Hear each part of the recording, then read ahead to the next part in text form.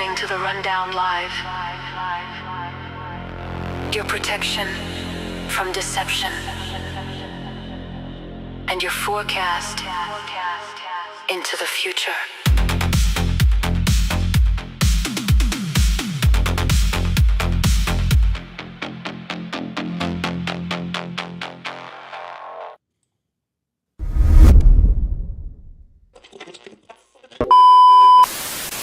We have Christians talking about Christ, having no idea in the world what the word Christ means. How would you know an Antichrist if you don't even know what the word Christ means? Christ comes from a Greek word Christos, which gives us Pillsbury Crisco. Crisco is a cooking oil. That's what Christos or Christ means, oil. Therefore, Jesus the Christ is Jesus the oil, Jesus the Christos. You ask any Christian, why is Jesus called the Christ? They will tell you because he was the anointed. Why? Because even in the British tradition today, the king and queen is anointed in the head with holy oil. Why were the ancient kings, not only in Israel, but throughout the ancient world, always anointed in the head with holy oil? Well, it has to do with Yahweh, the God of the Hebrews. Yahweh is not the name, it's not a proper name. Yahweh is a descriptive term that's describing something. The best way to illustrate what Yahweh is describing is to take a garden hose and bend the hose at the nozzle, turn on the water and feel the pressure building up in the hose. When you release the hose, the water does not pour out, it blows out. And it's an extraordinary release of energy, Yahweh. That word was used in relation to sex. Period. The release of dynamic energy from the male into the female, because only God can create life. This is why Jewish physicists tell us the whole universe came into existence with a big bang. What is the Black Awakening? It's related to the Red Horse prophecy in Revelation. It's related to 2 Thessalonians 2, when it says about the day of the Lord, the parousia. That day will not occur until the apocalypse of the Antichrist and the apostasia, the word rebellion or revolt. That's all really defined in the prophecy of the red horse. But here's where the term came from and why I used it purposely. When I started dealing with ritually abused individuals, then we dealt with military-oriented, highly trained, programmed shooters and assassins inside of them. When we began to deal with them, I dealt with someone from Fort Bragg for quite a while and a few others. We're sitting at a lake, Conneaut Lake. They reached over and ripped open my shirt to see if I was wired, if I was wiring and recording them. And they were the most sophisticated satanic warrior type person. They knew 5-6 languages. They knew the ancient twilight languages. They knew how to conjure. They knew how to use Belteshazzar, Okwam, all these old Pictish languages of the Druids to summon. They are the real Luciferian. They've been through many human sacrificial things. So they sat there to tell me some of those things, what they've been involved with, how they sacrifice a human. I'm listening to all this stuff from them. And then they said to me, you have no idea, Russ, how many of us there are out there. How many satanic, they use the term, chosen ones. You have no idea how many. You have no idea what's coming. We smell Christian blood. We are waiting for our day. And when the call is given, millions of us will be released. And they looked at me and said, you believe in revivals and you believe in Pentecost and the power of God. You believe in all that. We believe in the Black Awakening, a multi-continental release of power to activate the program demonized, where they've weaponized the demonic powers to these super soldiers. Are they waiting for a specific time to unleash their power? Yeah, they are, because they have to do it at the moment the Antichrist is, like you read in 2 Thessalonians 2, that it's caught the echo, the restrainer is holding back the apocalypse of the Antichrist, the unveiling in his movement. So right now he's held restrained. Soon as he who restrains is removed, soon as that occurs, we have White Horse, the release of the Antichrist. Been increasing reports of a rise in AI-induced psychosis. There's so many people that have got so carried away with using it that it's made them literally delusional. You've had people ruining their entire lives, you've had people hospitalised for psychosis, and you've had some really sad stories of people that have actually unalived themselves due to the advice given by these chatbots. And a lot of experts are saying the issue is lying in the fact that people are believing that these are sentient beings that are telling the truth, and they're not sentient, they don't actually have any emotion at all. And then there's other theories that demons or demonic entities are accessing this technology and using it as a means to hurt people. So one of my theories is I think demons themselves are like a virus in the code that is our matrix. The same way human bodies get viruses that make them sick, same way computers get viruses that break them. And I think this negative AI is just another example of that. Because how does a virus work? A virus will infect its host, multiply and spread, and then destroy its host. And these AI chatbots are ultimately, one way or another, destroying their host or destroying the person that they're speaking to. They take a small child and they electroshock. In my case, it was electroshock to the brain. This was before the age of 5. I was told things such as they would make me drink water, and they would say, if you pass urine, you're going to have to drink it. And they would make me drink it. If you have bowel movement, you're going to have to eat the feces, which is also what happened to me. There was a programmer that was programming me, a very infamous person in history who actually has been in this country, and he was known as Dr. Green. Who he actually was Joseph Mengele from the concentration camps in Germany. And I would be around this man a lot, and he used to tell me that the scar that he had on the left cheek of his face was actually from, he was into fencing, and that it was from that, but actually the scar on his cheek was from one of his own programming techniques, that he would put a child in a box and tell the child to defend the box, even if it meant his own death.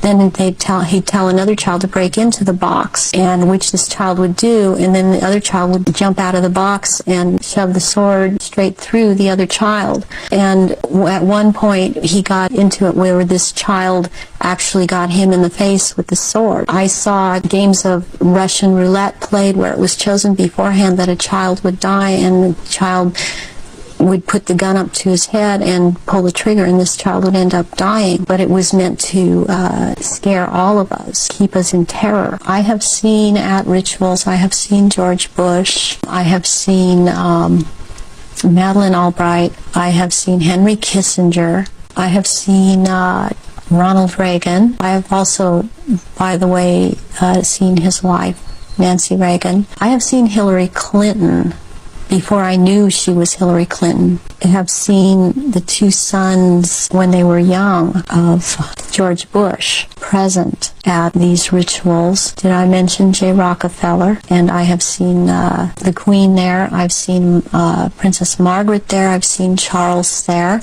I've seen the Rothschilds there. Baron Guy de Rothschild has been over in this country under the name of Dr. Barrington and tried to program me, and has impregnated me several times. I have seen Tony Blair there. I have seen Prince Philip there. Charles was married to Diana. He was involved with Kamala Parker Bowles, and she became pregnant by Charles, and this baby was presented at the ritual and killed, and that is the price. The firstborn, eventually these 2 will marry. A lot of them, and especially I think this is why they hold positions that they do, a lot of them are people that you'd never guess. They're people that are very good in front of a camera. They're very good at public speaking.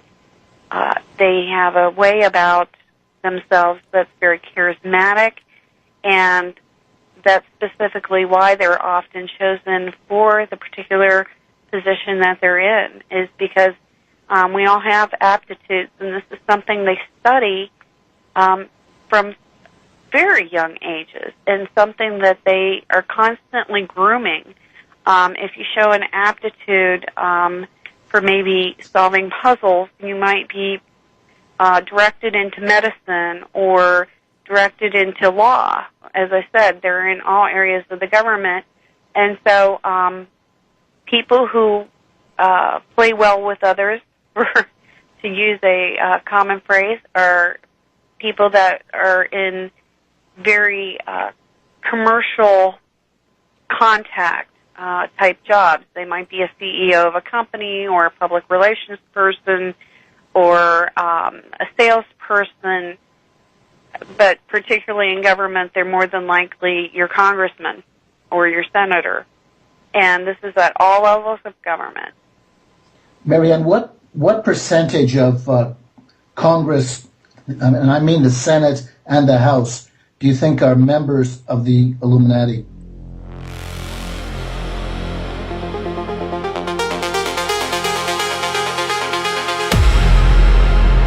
You're listening to The Rundown Live.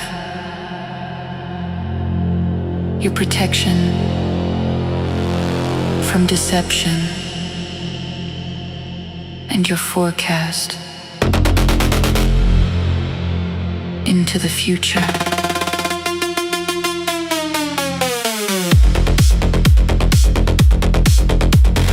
Because of this administration, we are united, world divided.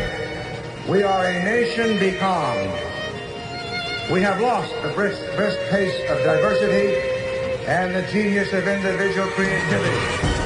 We are plodding along at a pace set by centralized planning, red tape, rules without responsibility, and regimentation without recourse. Madam Speaker, I have a few questions for my colleagues. What if our foreign policy of the past century is deeply flawed and has not served our national security interests? What if we wake up one day and realize that the terrorist threat is a predictable consequence of our meddling in the affairs of others and has nothing to do with us being free and prosperous? To be fair, we had helped to create the problem we're now fighting. How? Because when the Soviet Union invaded Afghanistan, we had this brilliant idea that we were going to come to Pakistan and create a force of mujahideen, equip them with Stinger missiles and everything else to go after the Soviets inside Afghanistan. Promise of being one of the most effective treatments for AIDS and cancer in history. Now it's gone, and one of the most respected research facilities in the country is being blamed. Participation in a process that validates an establishment that never meaningfully changes. What if that establishment doesn't want and doesn't have the consent of the governed? What if the two-party system was actually a mechanism used to limit so-called public opinion? What if there were more than two sides to every issue, but the two parties wanted to box you into a corner, one of their corners?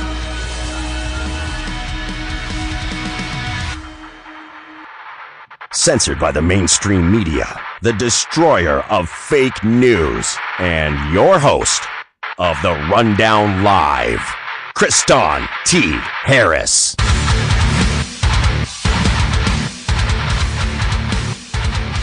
You're listening to The Rundown Live, Milwaukee's independent news and talk radio, and I'm your host, Kristan T. Harris. We're broadcasting now live on Ground Zero Plus. Make sure you support the people over there at Ground Zero Plus that syndicate this broadcast. If you want to listen live, there's a free app out there called On Air Disclosure where you can listen to all the radio show hosts that are on Ground Zero Plus. It's wonderful, right, guys? So make sure you guys are checking that out. There's a link on therundownlive.com. Something is viral on the Rundown Live. I didn't get a chance to really figure out what it was. But, I'm trying to think what is going viral on the Rundown Live because we're getting a lot of traffic on the website.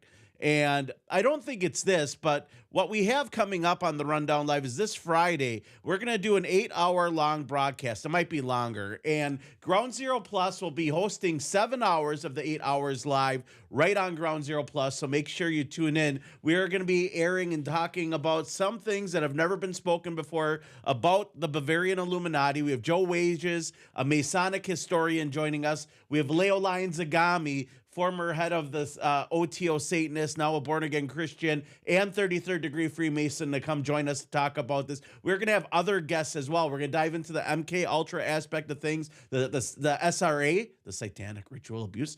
Shh, you can't say those words. And so the first thing I want you guys to do is check out the Rundown Live, and on Friday, the Give, Send, Go is already live. We just making that announcement right here. And our goal is going to be $1,776 to raise. Hopefully we can raise that by Friday, but if not, we're going to carry it on through the month of May. And so for those that might not be able to donate with the initial money bomb, as we call them, you can support me there. And for those tuning in after Dr. Clyde Lewis on Ground Zero Plus. Make sure you guys find therundownlive.com. We're on Spotify, rumble.com, Facebook, and YouTube. You guys can find the link to donate in the bottom of the comments or in the description of this. That being said, drop some comments in the chat. Today's show is going to be a very interesting broadcast because we're going to dive in deep into a couple conversations, right? This is going to be a very interesting show because it's different from some shows I've done, or most shows I've done in the last 1,000+ episodes. Every once in a while, I get a hankering to play somebody else's documentary. Well, today I put together a large montage of people who are viral on the internet for MK Ultra programming, for satanic ritual abuse, tying it in with elites and Jeffrey Epstein and everything else. And we're going to just play nonstop victim testimonies because this is the direction the Rundown Live is going. We're going to start, like, the money that I'm raising on Friday is to help develop and create a documentary on satanic ritual abuse, on MK Ultra, on the government's aspect, the secret society aspect of things, the globalist aspect of things. And we're going to ask the question, is our government infiltrated with MK Ultra slaves at the end of the day, or satanic ritual slaves at the end of the day? And it's a very interesting question. And that question actually ties, and a lot of those answers tie right into this guy right here. And this is Kristan T. Harris. That's me, okay, with Trevor Moore of The Whitest Kids You Know. If you guys don't know, Timmy Williams has been a guest on the show as well. I've hung out with him. I made him dinner. You know, we hung out, all right? It was a good time. And Trevor Moore had a way of permeating truth in his music videos. And a lot of people will find it gut-wrenching and hard to understand, but basically in his videos, by the end of this, when we play his music video, after you've seen the montage I created on satanic ritual abuse and all these viral videos, right? And just for those that want to see it on the large screen, here I am in the middle. That's my Ron Paul's My Homeboy shirt, and that's Sam Brown and everybody else from The Whitest Kids You Know. And that's Trevor Moore on the left. God rest his soul. He passed. He had a way of bringing awareness to conspiracies in his music. And I think if you didn't understand that, you would have thought it was crude humor and disgusting. At the end of the day, you would have thought it was disgusting. So I got to ask you guys a question, and maybe you can leave some comments in the chat. Why is it that all of a sudden MK Ultra victims and satanic ritual abuse victims and government victims to MK Ultra have grown and become so viral? Is it because the algorithms are now allowing things to go viral? And that might be in part because of the Trump administration's direction of freedom of speech with the Pentagon, right? Because we found out that X and Facebook were all controlled by our government, essentially. They all had like former like feds working for them. And then we had the release of the Epstein files, which was, again, signed in by Donald Trump. And then he says there's going to be no prosecution. Although we ask, who did Ghislaine Maxwell traffic these victims to? And this is going to be a crazy topic. Melissa Merlot says, thank you so much for helping victims and speaking out. I mean, that's where we want to go with this program. We want to tell you guys what's really going on in the world. What is it that the elites do? What is it that the elites believe in? And I put together this montage, and I want you guys to drop comments in the chat about what you see in this montage. Why is it that this is now getting popular? Is it part of them permeating the truth so we become used to it and it's normalized? Like, oh yeah, satanic ritual abuse, human sacrifice. And I want you to listen to the names that people drop, because a lot of these names are in the Epstein files. At least some of them. And some of them are repeatedly from people I've known that have been married into the Bush family. Like George Bush is a name that comes up, right? And he's also in the Epstein files where they did a ritual. Henry Kissinger, as you know, the devil himself, pretty much. I don't know what he was possessed by, but, you know, he basically brought over a bunch of evil Nazis and gave them reign over scientific programs and how to build Manchurian candidates and a whole bunch more. But without further ado, I created a montage of satanic ritual abuse victims, and this is titled What's Not on TV. And I want you guys to watch us. I want you guys to be lively in the comments. If you want to support this broadcast, you can donate early. The links, I'll drop a link in the chat if you guys want to. It's a Give, Send, Go. Our goal is going to be $1,776. And it will help bring awareness to a lot of these subjects. And hopefully I can become an even more expert because I understand a lot about occultism, about symbolism, about wording and programming humans. I mean, that's why McDonald's uses the colors yellow and red. It's because it makes you freaking hungry. And then they program you when you're young to get those dopamine kicks from those Happy Meals because you used to get cool toys. Now it's just a bunch of trash, right?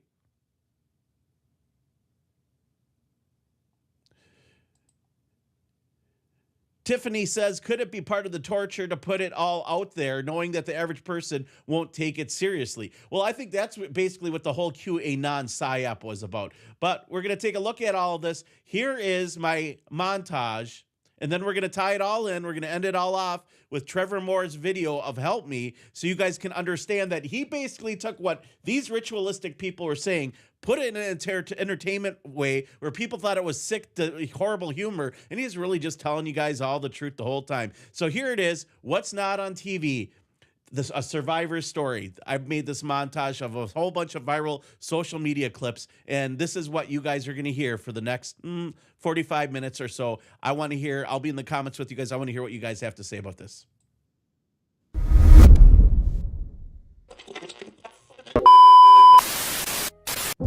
I was subjected to satanic ritual abuse, child sex trafficking, and torture from my birth in 1964 to age 18 in 1982 when I left, moved to the United States, and changed my name. I was involved through my Italian family line. I was tortured in an underground facility in Rome that had tunnels connecting it to the subterranean levels of the Vatican. I witnessed child sacrifice there and was trafficked from there and within the European elite. The satanic rituals occurred in the Vatican as well as in elite mansions, in underground tunnels, and in private outdoor areas. What were the most common forms of abuse you were subjected to?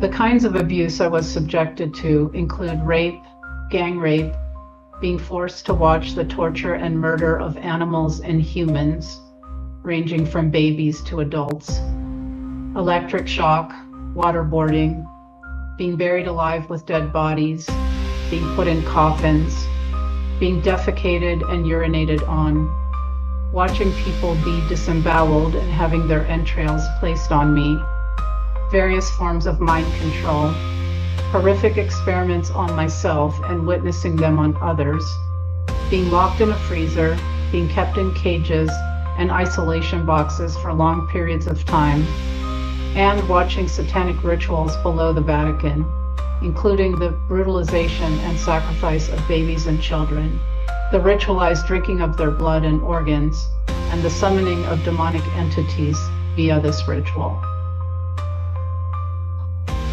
What is your personal message for humanity?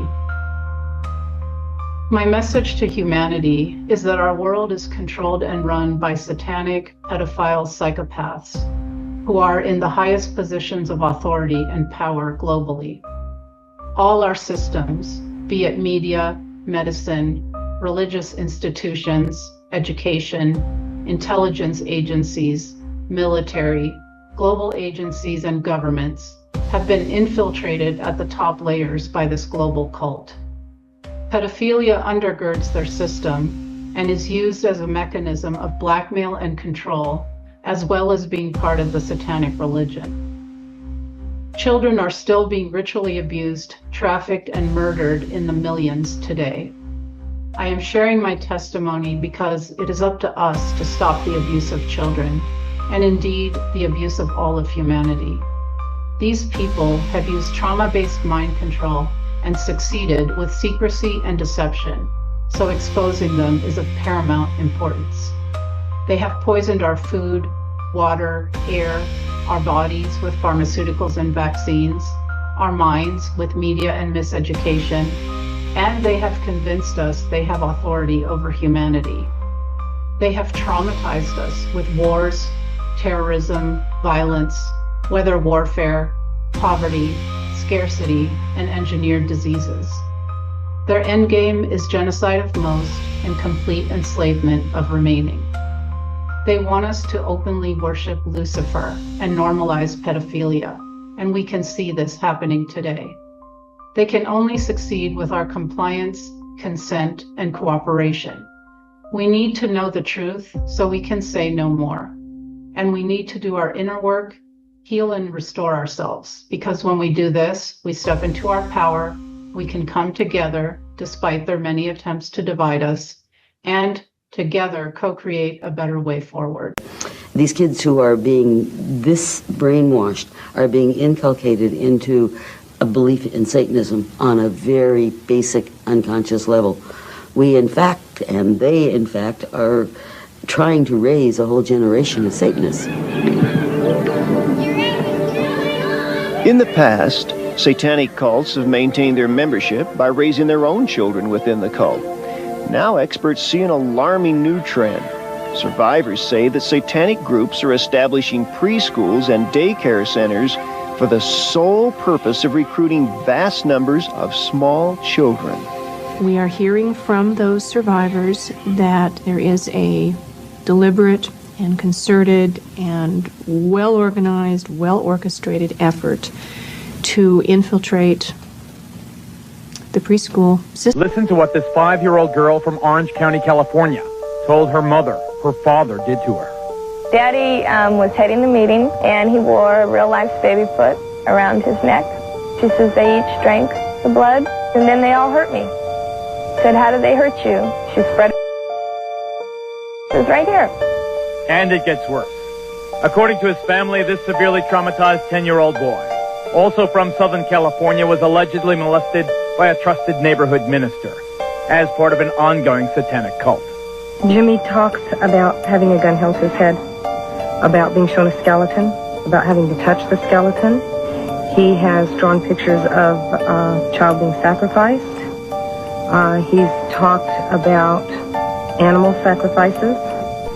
We found out she had been defecated on, that it was smeared all over her body and put in her mouth. My children have talked about all of those things and worse. They've talked about having to kill other children.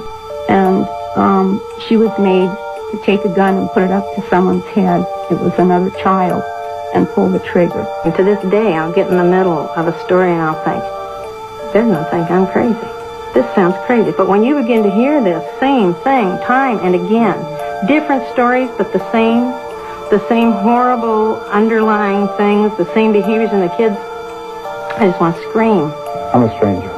I come up to you and you tell me this story and I say, I don't believe you. How do you react? What do you do? I just say, well, that's your right not to believe it. But someday, if you see something or you hear something from somebody else, just remember what you heard from me. If we were lying, I don't think we would come up with such good lies. It will be sexually and physically abused from infancy. Part of the milk that they will feed it will be from the father shoving his thing down its throat. That's why many people don't understand. They'll say, I'm having these memories of, I feel like a baby and like my father shoving his penis down my throat. This can't be real. Well, actually, they do. They call it lion's milk, and they do it to the males and the females. They have an instrument that's made that's curved, and it's made out of a purple wood, which has the resin in it to cause further pain, and they will insert that up the anus and stroke the coccyx where the bundle of nerves for that point is, causing the brain, but more importantly, the emotions to have a whiteout. The pain is so intense that if the life force doesn't split, it will kill the child. So what happens then is in the original first torture session, they split the brain.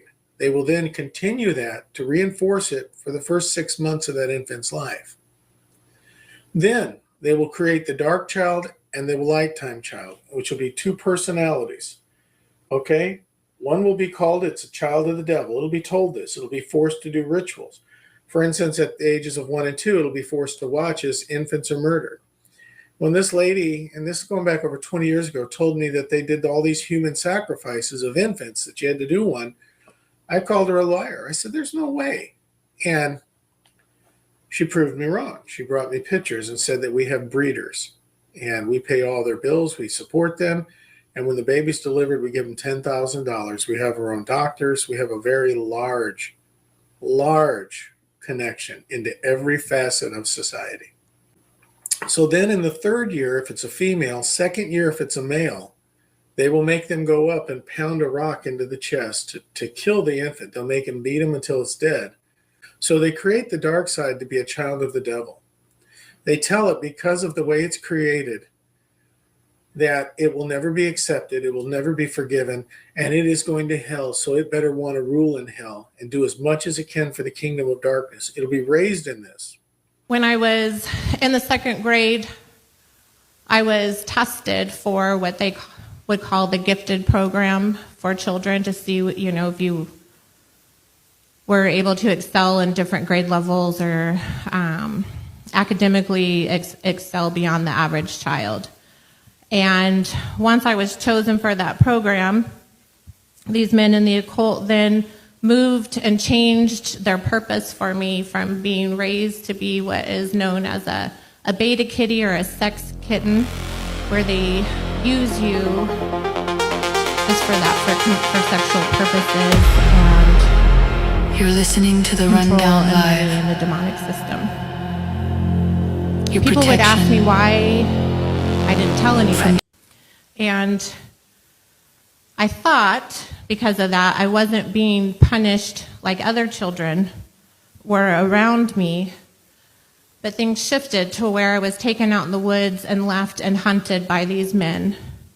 And multiple times over the years, I've had to take out buckshot and other types of bullets out of my own body for healing. And the doctors didn't want to help with any of that. So by the time I turned 9, these men had political ambitions, and some of them were starting to run for office and other things, and so they had a large ceremony, which is one to condition you, to promise you to be a bride of Satan. During that night, I experienced spiritual warfare beyond any child's comprehension, let alone most adults that I know today. For years, I was plagued by that night and wondered how I survived. Some of the rituals, it's called SRA, I don't want to say the actual words, involved taking me out to different parties.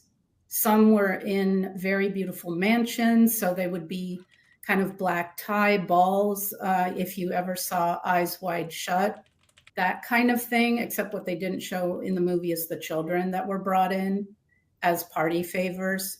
Sometimes they would be on grounds at these different beautiful mansions where there were woods, and they were hunting parties, so we would be dressed up in certain costumes or naked or something and sent to hide and then be hunted.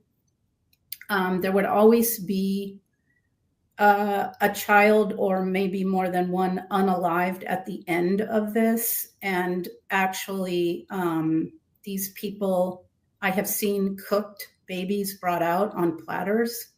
They do eat human flesh. They do drink human blood.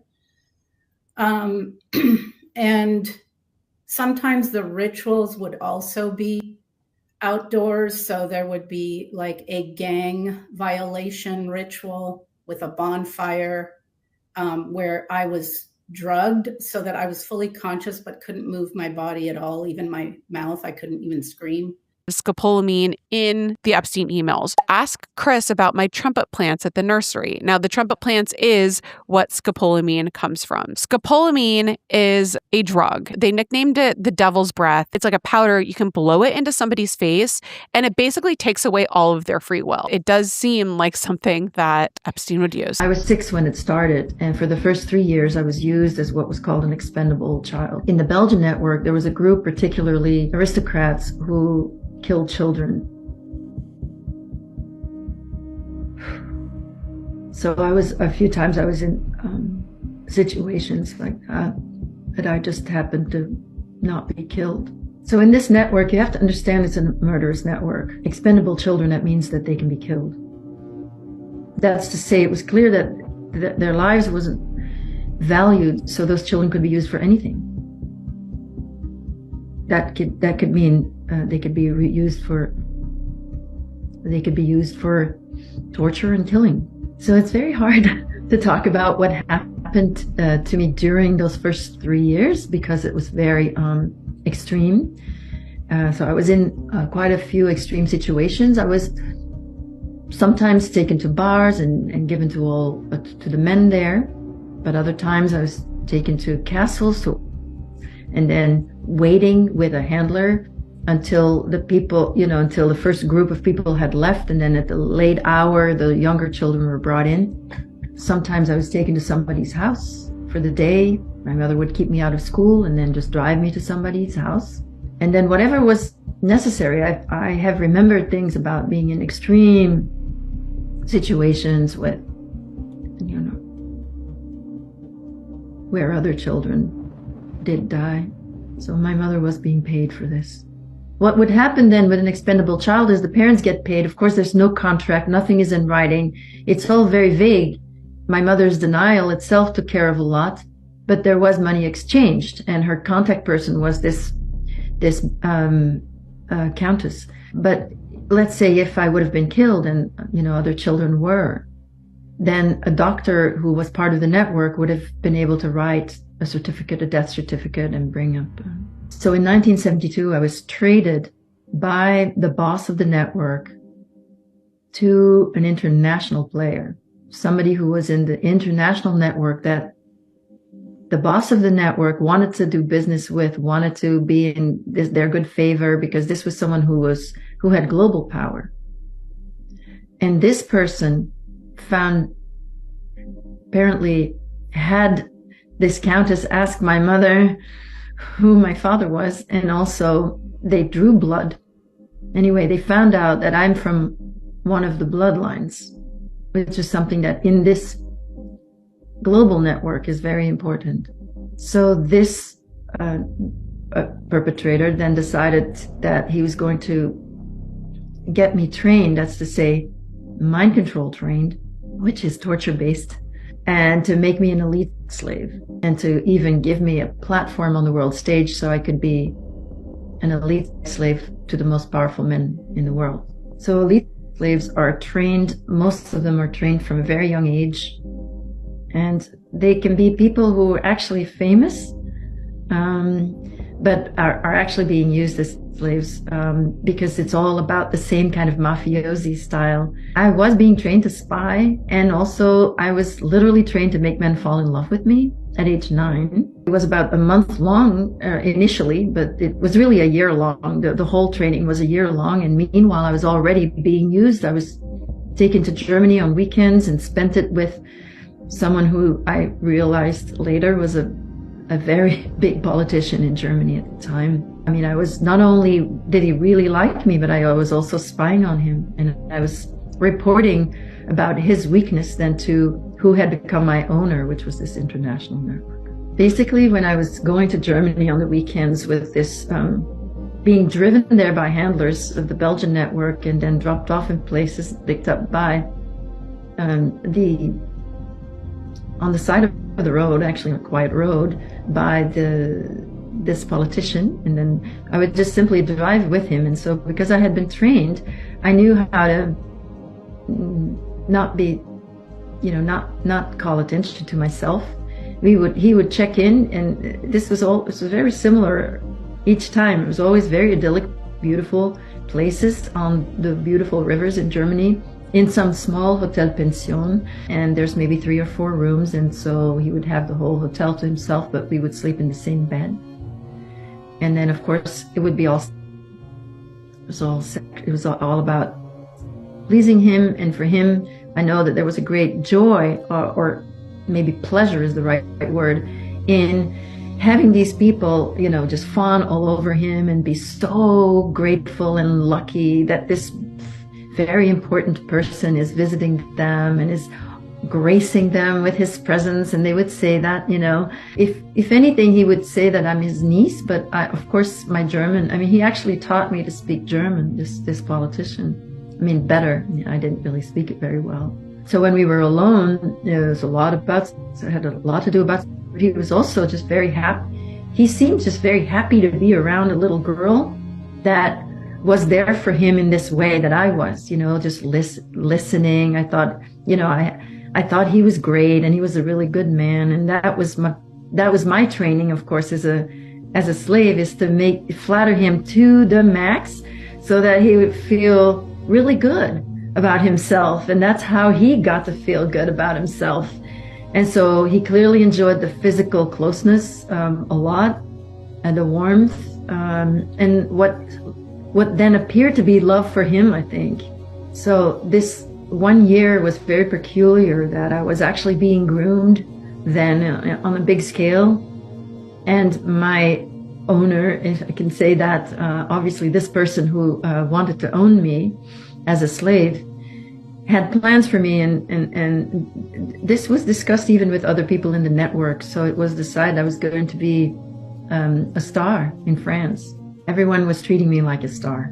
That's really all I can say. And I had somebody who was giving me facial massages, other massages, but nothing creepy about these massages. There was a photographer, nothing creepy about the photographs, even though I was naked. Everybody was just making me into what I was to become, which was a French singer. There was a singing coach there, actually, and I was, again, there was nothing I could do wrong. Everything was positive. So there was no correction. It wasn't really correction. Everything was, it's like kind of how we are taught now to treat our kids, to just focus on the positive. But I never experienced that before. And suddenly there's this voice coach, and, he brings out the best out of my voice, the purity of the voice, and teaching me to sing certain songs, again, through repetition, certain French songs, Edith Piaf, Jacques Brel. And I was singing these songs, and it was easy. The French came back very easily. Eventually, I was going to be inducted into the cult. And so being inducted into the cult eventually was sort of my graduation, I guess, or it was to be the beginning of my new life, let's say. And there's been a lot of talk during that year about what my life was going to be, how comfortable, the most beautiful apartments in Paris, the best house on the Côte d'Azur, the yacht, the respect, the platform. Everybody would think I was the best singer, actress in the world, and I would get all the magazine out. It was all prepared, and it was just that what I had to do to belong eventually was just too much. I rebelled and was kicked out. Basically, I was reprogrammed, and I was extremely humiliated and punished, and this was reprogramming to make sure I would never become successful. After I was put back in the Belgian network, the Belgians never really discovering what had actually happened to me, used me for their VIPs then. But a young gangster came into the network, and he had power in the Belgian network because he wasn't afraid to use a gun. But eventually, a year later, he ended up rescuing me. So now it's back to my mother driving me to the network. And once this gangster showed up, things changed a little bit, because he would keep me longer and so forth than usual, and so also groomed me for 6 months, in fact, and started by protecting me and then ended up abusing me worse than anybody else. such violence, and then, you know, that would have resulted in my being murdered. And then he had a change of heart. And then he made a deal with the boss of the network to get me out. The physical circumstances of this gangster. Where would my parents get the children that they would sacrifice for their sacrificing rituals? My dad would go and get them. That was his job. And growing up, I thought that he would go and get them from the park, from a public place. I would constantly check the milk cartons. I would tell my mom that I was going to see Sam on the milk cartons, and she never seemed worried about it. In recovery, I remembered a victim's name, Sam, 8 years old, Chicago. The authorities checked it out in 2019, and there was no match for any missing child. I was like, how could this be? Either my parents lied to me about Sam's name and where he was from, or he came from somewhere else. Sam was the only 8-year-old. The rest were younger, more like infants or babies. In recovery, I've learned this is way more common than I thought. Growing up, I thought only my family and the other families involved did this. As an adult, I've learned about all of our children being trafficked and actually how big of an issue it is today. I started putting 2 and 2 together about my own experiences, which lead me to believe that the children came from broken places, places that they wouldn't be missed. I believe they were all trafficked children. I'm sad that this is more common than I thought it would be. Please. My parents sacrificed children until I was 8 years old. One word for this is ritualistic abuse. Scurvy says I said that my mother indoctrinated my sisters and I into the cult, so why would she manipulate us to forget the rituals instead of continuing them? My dad died when I was 9. She needed him to do the rituals. They were this team together. Even if he didn't die, I believe that she would have stopped the rituals when I was around age 10, because this is what she would tell me, because she needed to stop in time so that she wouldn't get caught. So yes, until I was 8 years old, or when the rituals stopped, my mom was indeed grooming my sisters and I into the cult by making us think that this was normal, that this was the way of life. She was leading by example, and this is how she did it. This is grooming. This is teaching your children. This is grooming. I didn't say indoctrinate, I said grooming, but yes. Grooming is teaching, and it does not need to be continuous in order for it to be effective. Childhood trauma is generational, and I encourage you to search about it in your search bar. It may not look the same. For example, my sisters might not be doing what my mom did. I choose to believe that they're not. By the way, I'm not an expert. I'm just expressing my opinions based off of my experiences. There's so many other ways to pass on trauma and dysfunction to others or to the next generation. It doesn't have to be the exact way that the trauma or dysfunction was passed on to us. Unfortunately, sometimes people do repeat the trauma very similarly to how they were abused as a child.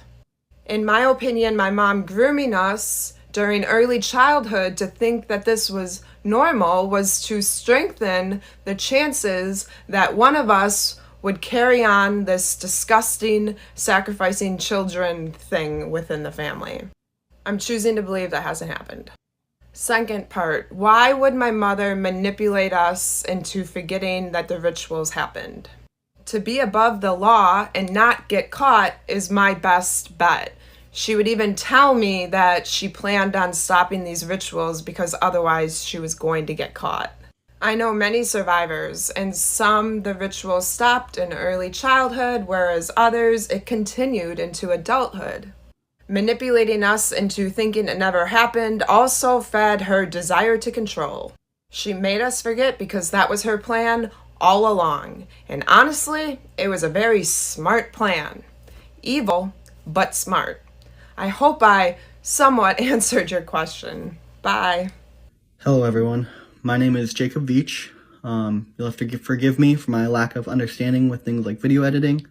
I'm new to this, and I'm sorry if this video lacks professionalism. I joined TikTok a couple of days ago and quickly discovered the Christian side. After hearing so many testimonies and educational content I could relate to, I decided to try and share my story. It is quite long, so I will try and just give a general summary for now.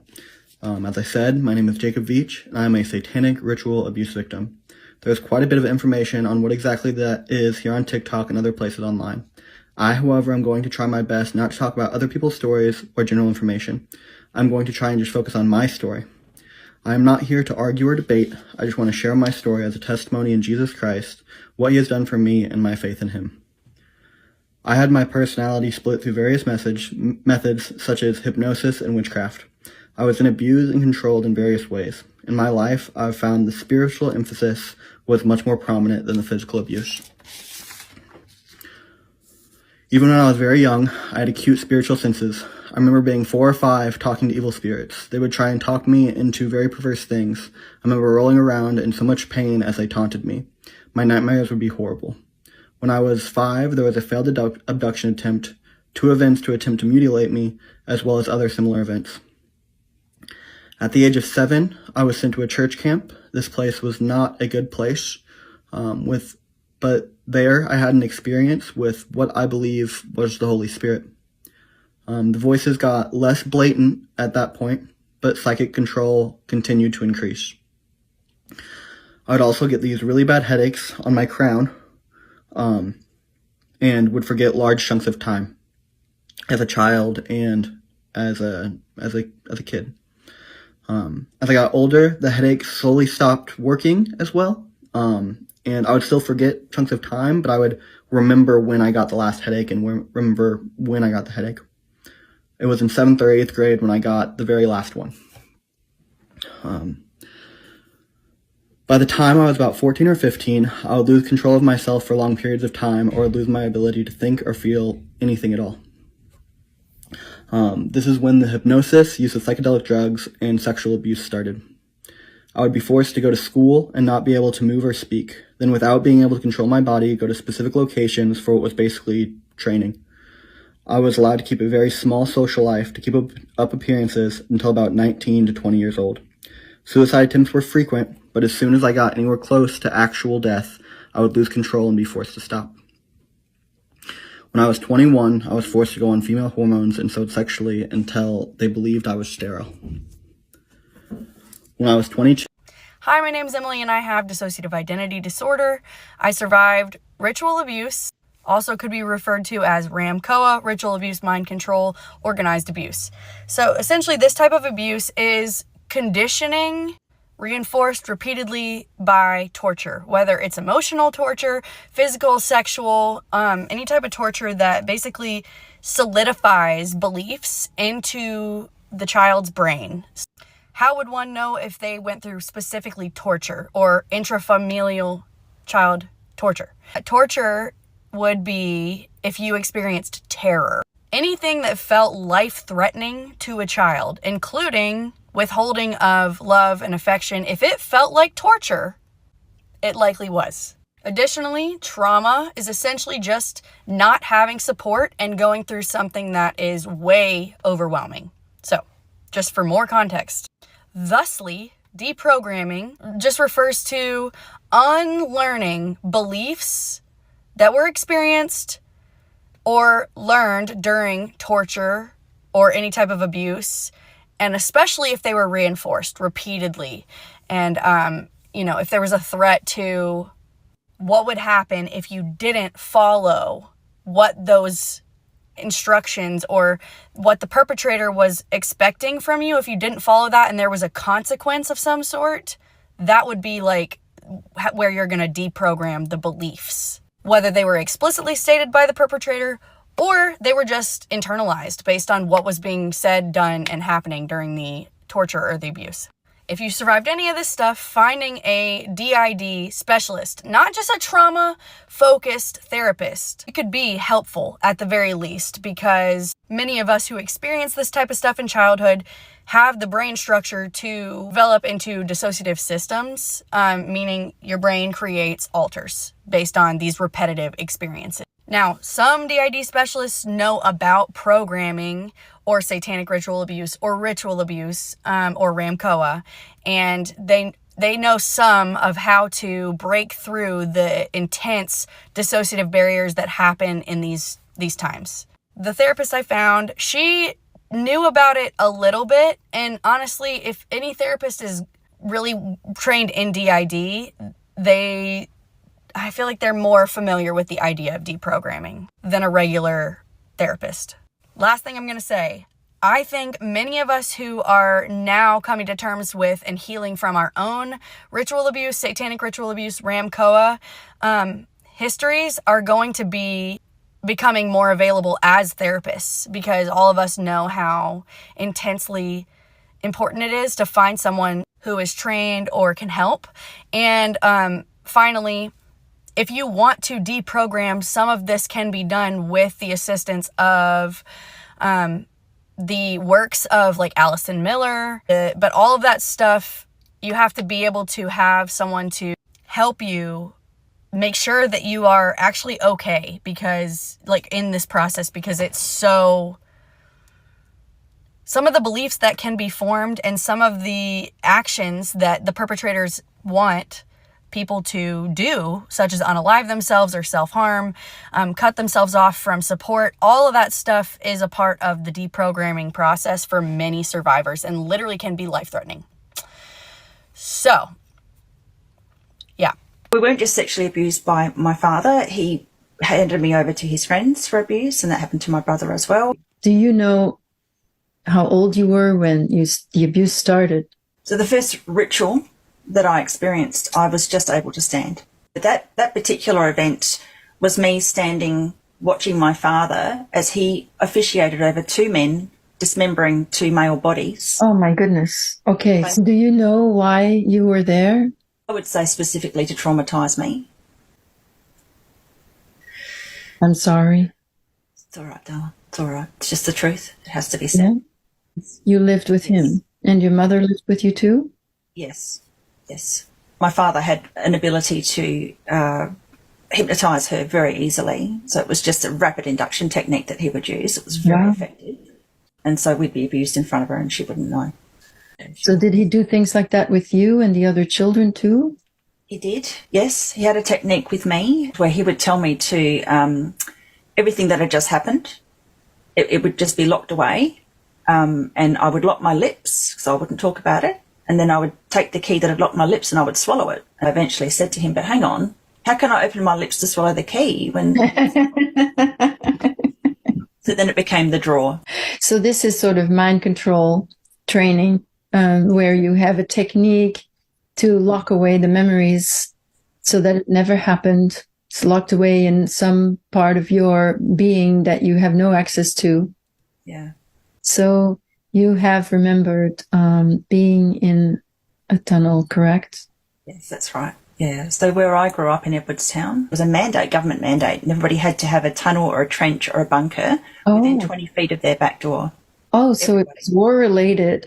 So between 1926, when the expansion occurred and that brick kiln was built, and 1938, when all the tunnels went in, that was all pretty much set up for when my father came in and then built a house on the property. And then when he built the house, he built a hidden cellar as well. There was one very large water tunnel that you could walk through comfortably that was quite wide.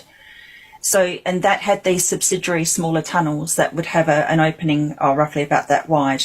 So you've got a circle, a tunnel of that space. He had, with his telecommunications work, they would have these barrels that the wires or the cables would come off. He had one of those that he would squish into this tunnel opening, so that once I was placed in there, I couldn't get out. Oh, goodness. He had fashioned it in a way that he could actually open up a little small hatch so that he could put food through.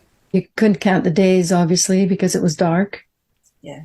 And there was, so when you say sensory deprivation, there's nothing there, right? You were just in this very small space. You couldn't stretch out, I'm assuming.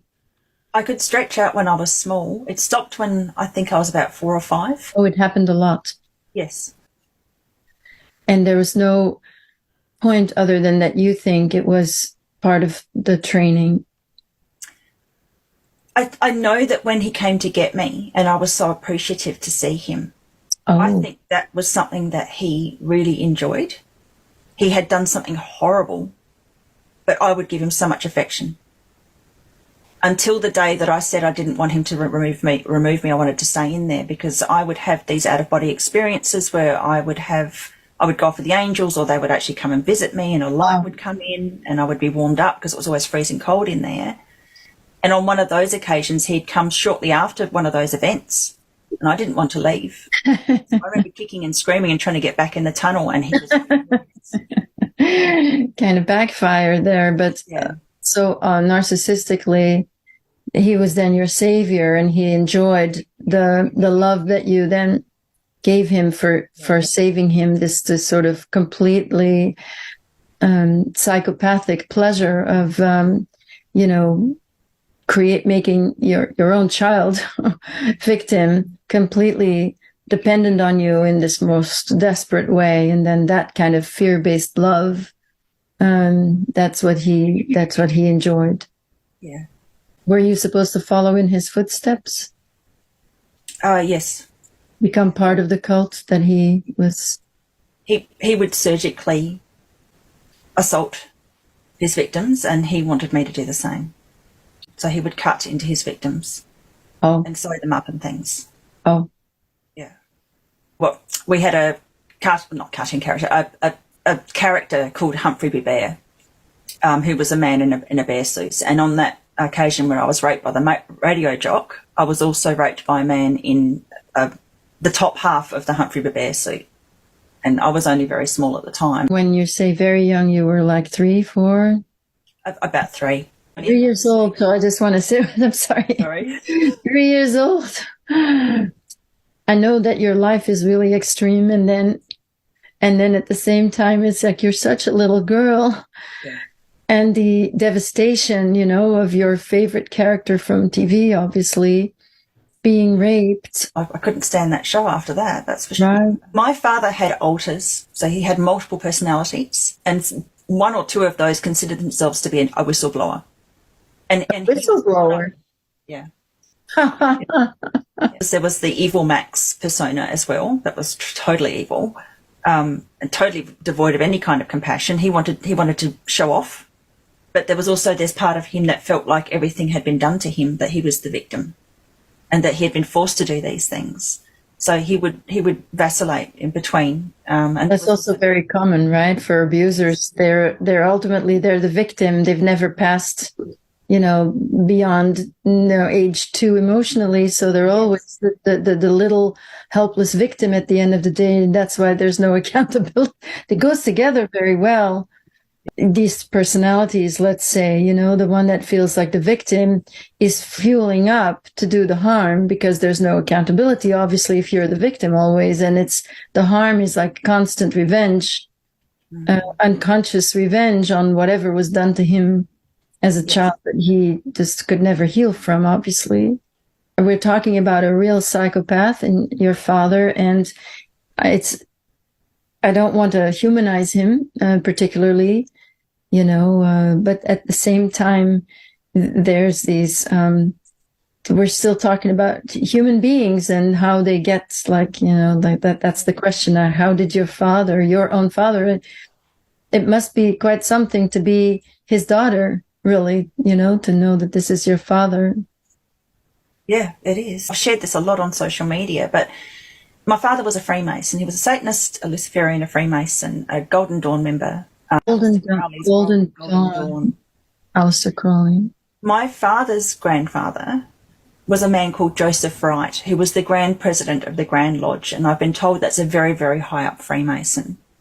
It's very unlikely that my father would have been born into that family line and not have been abused himself. And so then being his children and the fact that he came from this lineage, then yes, you would not be killed, but you would be rather trained to become like him. I'm just horrified at the thought that growing up with this man that was your father in that family, and I'm so sorry. Is there something about your childhood that you feel that should be shared? Well, for those who don't understand how this could take place, because I've talked about rituals where there were 50 adults present at least, and a number of us children, probably 9 or 10 of us children, and, horrific things occurred. And I've been asked in other interviews, how is that possible? There must have been this conspiracy. Well, there was, and it starts with the police in my state. My father had a very close friend whom 2 high-profile missing children were abused in front of and with and by. Because there was a police officer who was a chief inspector of police at that time involved, everything that you try and get past police just gets shut down. Yes. And then it's a lodge, so there may be other people in the police force that are making sure that it's not going anywhere, and none of this is. Because there was this blackmail stuff going on, I believe that was political. Blackmail was part of it too. I see. Gotcha. You've got an operative who's been given carte blanche to do these things so that they can control people. They're never going to investigate it. And every time I've got things close to being looked at in the past, up until 2016, when things actually started to move forward, and there was actually an investigation being taken place into my father, but then he died. The response I would get from police is, it's an operational matter. Sorry, we're just not going to touch it. It's an operational matter. Means nothing. Yeah. Right. Yeah. So this is okay. Yeah. And, with those, in case people don't understand this, it's fun for them. It's a big party. The children are dressed in special things or naked or whatever and sent to hide, and then they are literally hunted. And it's terrifying. And when they find children, they cut them to pieces, they torture them. I saw at one of these them take a couple of babies alive, and this is kind of horrific, but impale them on a very, very long sword and then swing the sword around. And they're laughing and they're drinking and they're using drugs, and this is kind of their fun. And at at some of the ones indoors that looked like Eyes Wide Shut type stuff to me, it's full of orgies. It's frenetic. It's very satanic. It's truly, these people enjoy this activity, and they enjoy. There were rituals I was taken to, I don't know where, also where I would be raped on an altar with a cross. So there's all kinds of pregnant women cut open, babies cooked and served on platters. I mean, you would think this couldn't possibly exist, and you would think that because we're human, and we could never, ever hurt an innocent in that way. So that's why people sort of repudiate that. They're like, oh no. But we have to understand these people are psychopaths. They're severed from that kind of normal. They have no empathy. And so these are the kinds of things that I witnessed that were associated with the Vatican. Sometimes I would be given to certain people for periods of time. Sometimes it was out of these nice hotel rooms. It kind of varied, in terms of the trafficking. Yeah, well, there are many, many programs, and I was programmed through many different tortures. So as a little sidebar, I'll give you an example. My need I would see this girl, I think it was not a physical girl, but it was some connection I had. And so, for example, that was exploited. You'll get to see the girl and play with the girl if you do this and this and this. And then I was put in this room in the facility, and I saw my uncle and handler go and bring this girl walking down the hall, and this particular room had a ceiling-to-floor fan, which suddenly came on, just huge. And as he approached the room, he pushed her through the fan so that her body was destroyed and splattered all over me. And that, for example, it's a horrific torture, but it's mind programming for me. And I had to really overcome this, that I had this idea in me that if I got close to any person, if I had any friends, that they would be killed. So that kept me from, until I was probably 17, I didn't dare make any connection with the other kids at school. So in my front life, I went to school, I wore very nice clothing, I had skiing lessons and horseback riding lessons, and went to the country club, and I had nannies, and I went to school in a black chauffeured car. So I had this kind of front life, but I was completely withdrawn and didn't say a word to anyone out of a paralyzing fear that because of me, people will get hurt. So anyway, that's how I see it.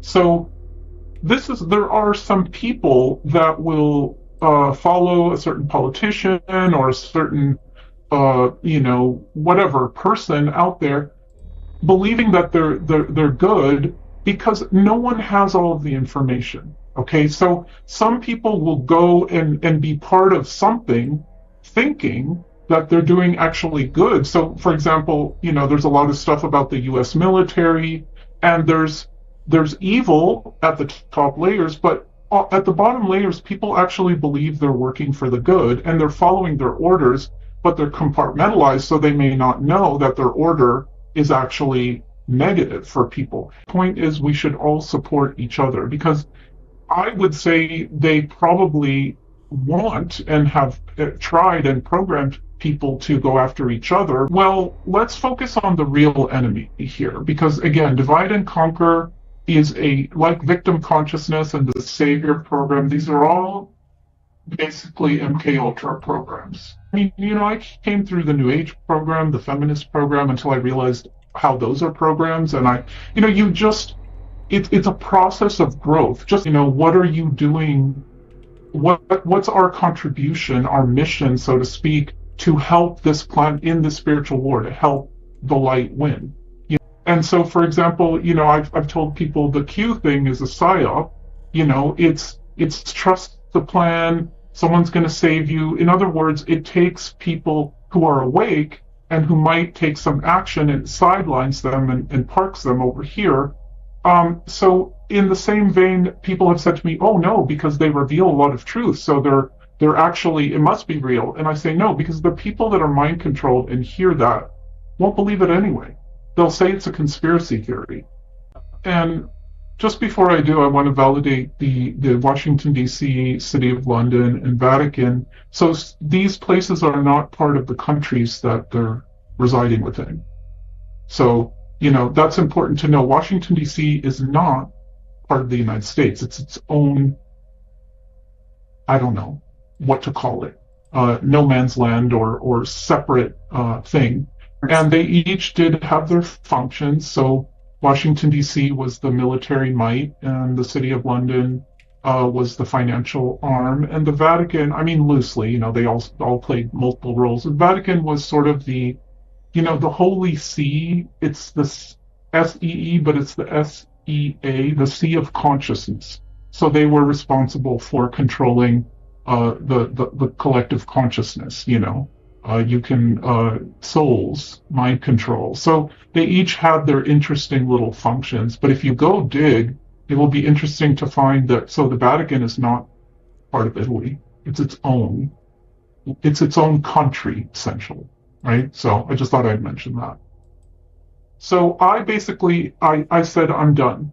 You're not going to do this to me anymore. The thing that stood out, that since that is something that people know, since someone that people know was involved with these things, is there something that you remember about him?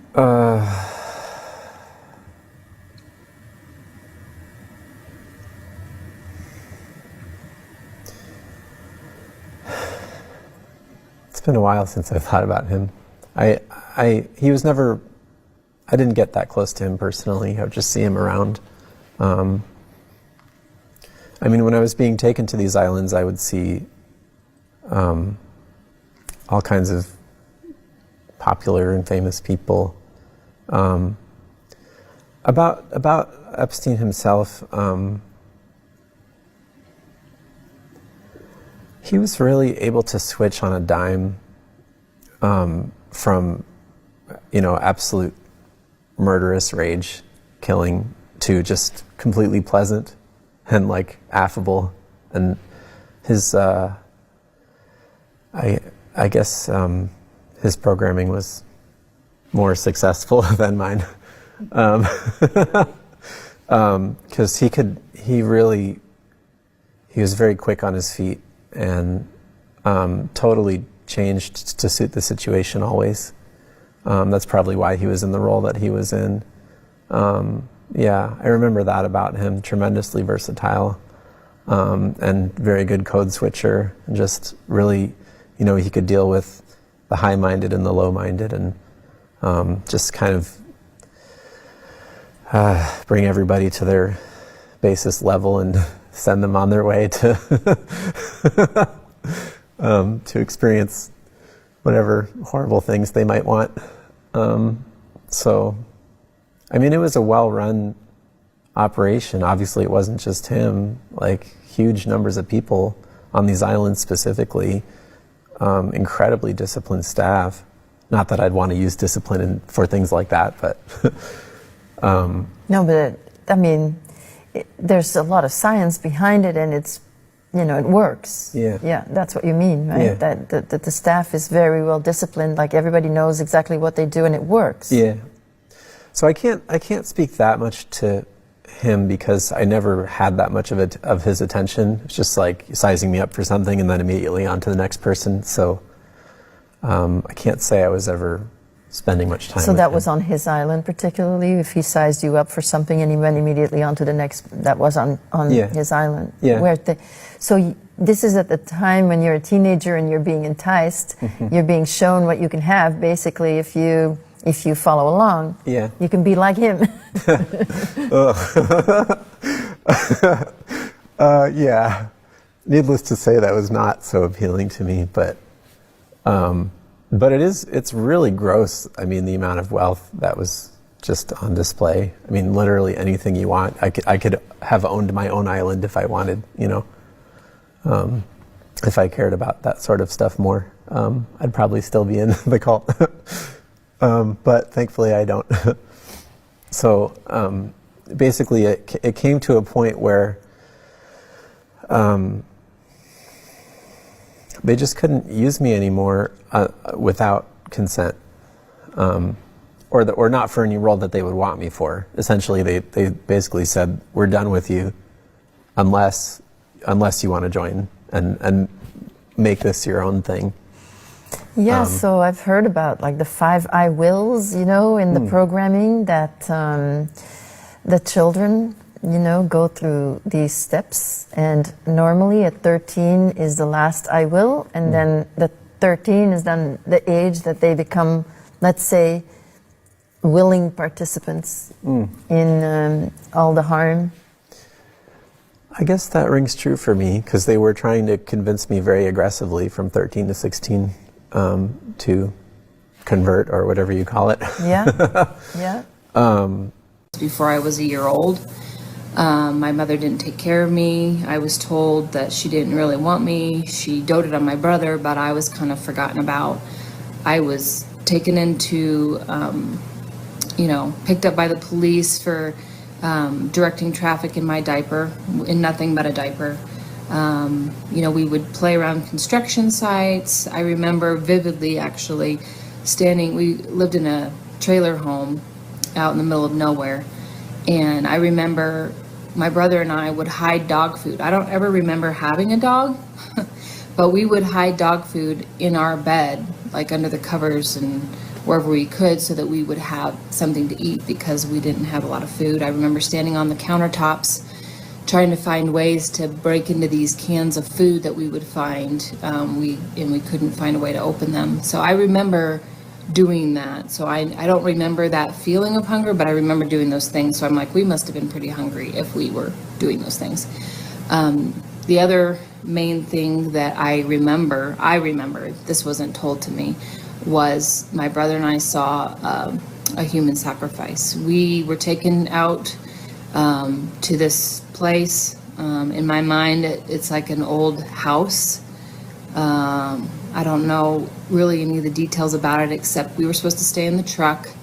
And I'm guessing it was either my mom or a stepdad. We had several men in and out of my mom's life that we were exposed to and suffered abuse at their hands. But we went up to, I remember going up to the window and looking inside, and what we saw was like a semicircle of people in these dark cloaks with hoods. They were chanting something, and they held this baby up, and there was a fire going, or in the semicircle around a fireplace, and they held this baby up and were chanting, and then they threw the baby in the fire. And I remember I was telling my adoptive parents, we heard the baby crying, and then they threw the baby in the fire. So I had PTSD from that when I was little, and there was something that came on the TV one time, and people were kind of going around the room like this.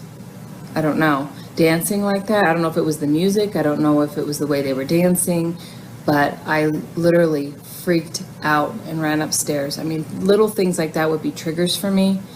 The other main thing, which is why nobody can convince me that Satan isn't real. Nobody can convince me that the supernatural isn't real because of my mom's involvement in the occult. We were in our trailer alone.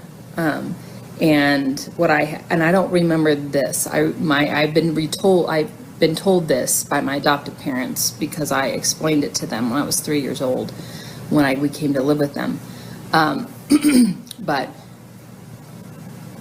because of her involvement in the occult, there was I don't even know what the picture looked like, but there was a picture on the wall, and Satan came out of the picture. And my mom got so frightened that she ran in the bathroom and locked me out with him. And what I explained to my adoptive parents is that he had a dog face and long red fingernails, which he was clicking on his teeth, and he kept repeating that he was going to get me. Now, I had some exposure to church because my adoptive parents actually took me. Like, it's a long story. My adopted dad and my birth mother were actually first cousins. And they had a relationship with her because they were trying to help her out with us because they felt sorry for us, and they knew she wasn't taking good care of us. And so she would actually go to my adoptive parents, which were my dad was her cousin, and would leave us with them. And for periods of time, there was a period of time she lived with them, and we lived with them. And then whenever she got a new man in her life, she would want us back, and she'd want her family back. And so she'd take us back. So that happened, several times. So whenever we were with them, we would go to church with them. So I must have heard the gospel. I must have heard of Jesus, because when he was in my face saying that he was going to get me, I just kept repeating, Jesus is my friend, Jesus is my friend, and he went away. And the reason they found out about this is because they realized that during the night, after we came to live with them, during the night, I would get up. First of all, I had to have all doors, I had to have all drawers, all doors closed. Nothing could be open in the middle of the night. And I know that's kind of common for kids. Also, whenever I would see a picture, I would say, is that coming out of the picture? Is that coming out of the picture? And they couldn't figure out why I was saying that. And then also, I hated red fingernail polish. Whenever somebody wore red fingernail polish, I would grab their hand and say, get that off. Because they didn't know.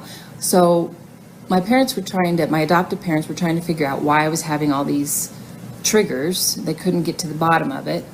And then my aunt was staying with us one night. And so what I would get up is I would get up in the middle of the night and I would fidget and I would get into things and just, I don't know, that's how I was coping, I guess. Satanic ritual abuse is much more common than you might think, and it's not just about the elites. It tends to run in families who have military, religious, or even secret society ties.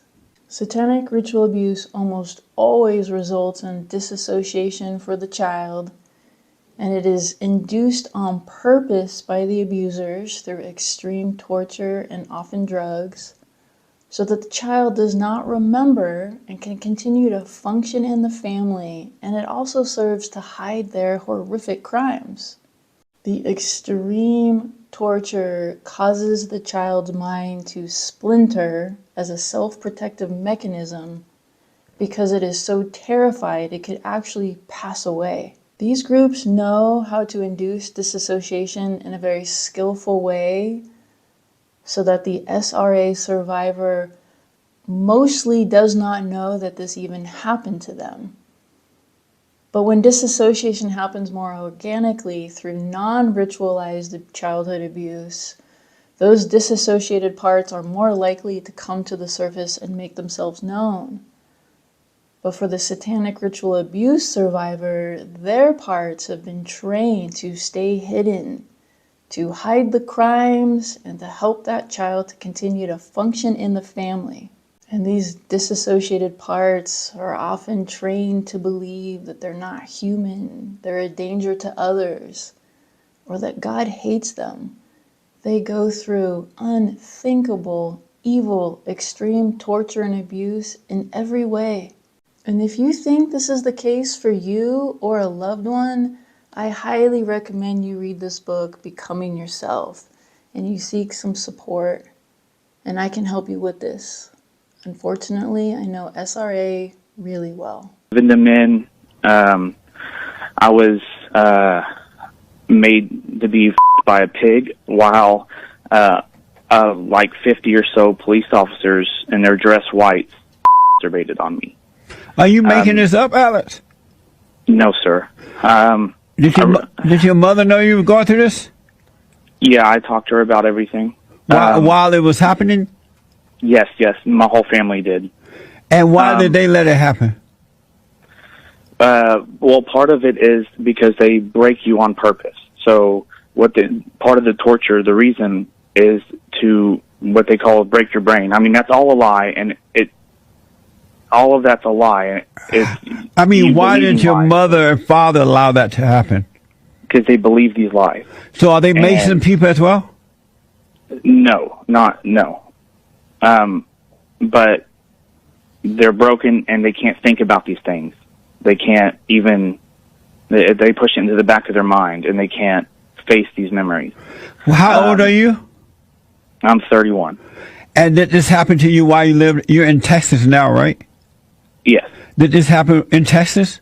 Yeah, it's everywhere though. It's not just Texas. I mean, people from, he was in the International Police Association, and remember he telling me, so basically it's just allowing cops who are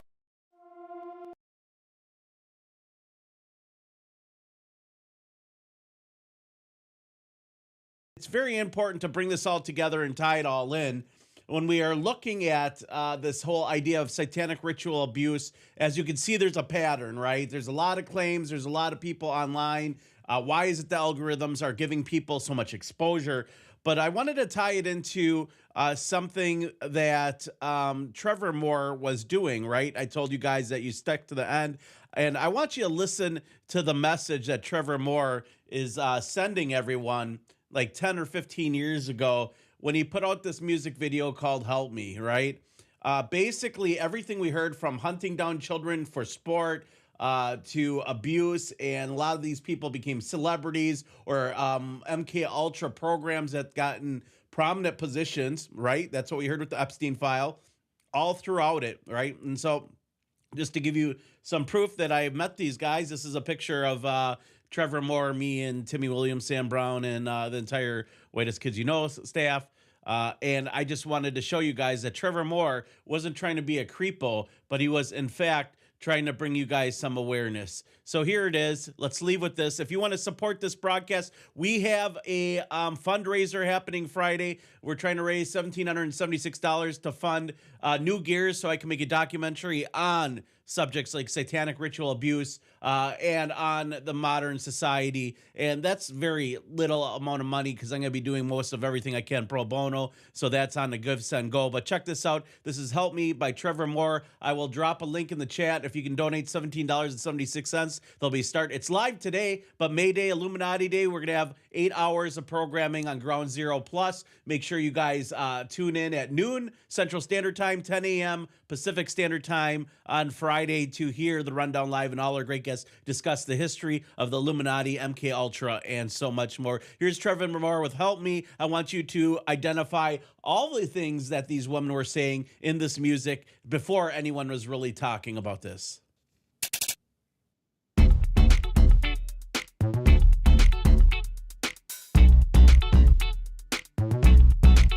I may be a little kid, but I have been around. Can hear the girls all scream soon as our wheels touch down. Junkets in Tokyo, fashion shoots in Milan, then a private jet to Madison Square Garden. 36-week-long tours, 10 singles on the charts. So hear my message, girl, 'cause it comes from the heart.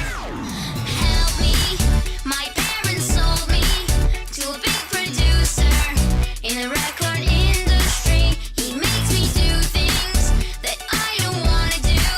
Please call child services or maybe SVU. You gotta help me.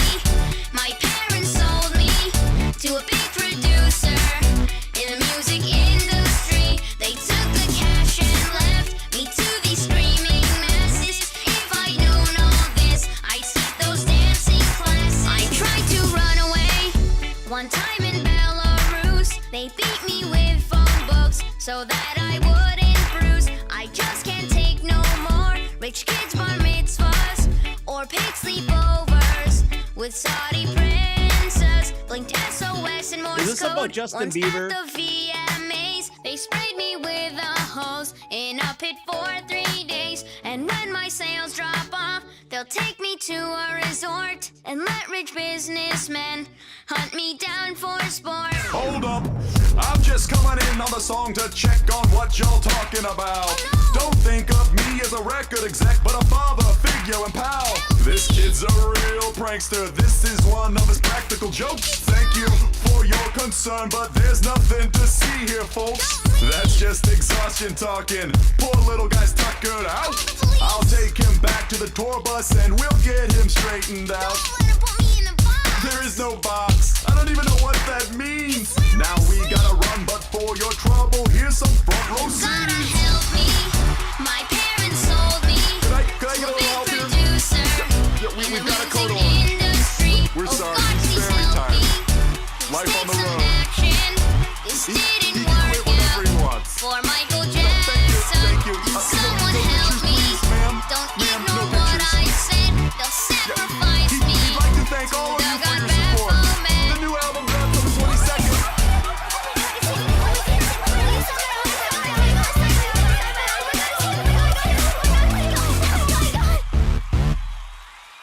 Thank you guys for listening to Rundown Live. Support us. Donate. Find a way to support this broadcast. Give, Send, Go. Illuminati Day this Friday.